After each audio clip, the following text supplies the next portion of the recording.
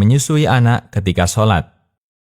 Nabi Shallallahu Alaihi Wasallam menanamkan bahwa ketika kita bermunajat dalam sholat, kita sedang melakukan kesibukan.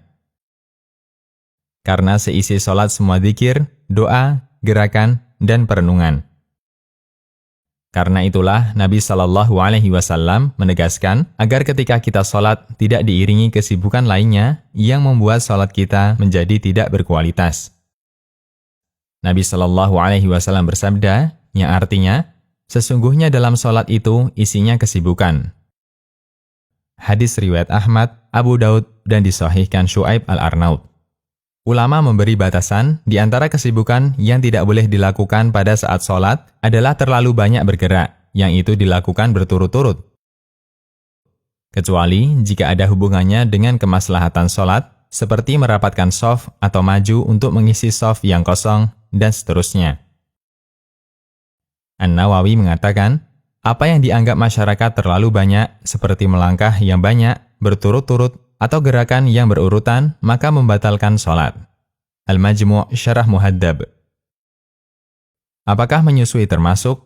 Dalam fatwa Syabakah Islamiyah dinyatakan bahwa menyusui anak termasuk bentuk kesibukan yang tidak boleh dilakukan dalam sholat. Yang nampak bahwa aktivitas ibu dengan menyusui anaknya ketika sholat termasuk gerakan banyak yang menyibukkan dari konsentrasi dalam sholat yang bisa membatalkan sholat. Fatwa Syabakah Islamiyah. Fatwa yang semisal juga disampaikan oleh Syekh Mustafa Al-Adawi dalam acara tanya-jawab di media. Beliau ditanya tentang hukum menyusui anak ketika sholat.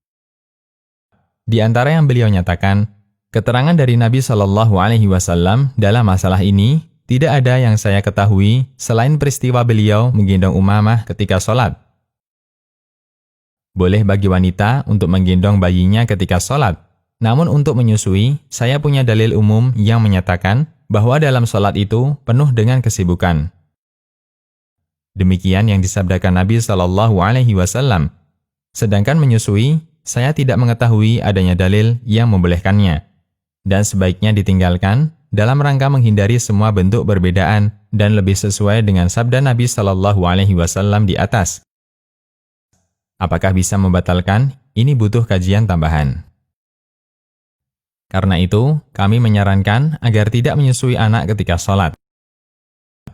Andaipun anak mengalami rewel, cukup digendong. Jika tidak memungkinkan, sholat bisa dipercepat dengan tetap memperhatikan rukun dan wajibnya. Atau jika tidak, dibatalkan. Demikian, Allahu a'lam. Konsultasi Syariah.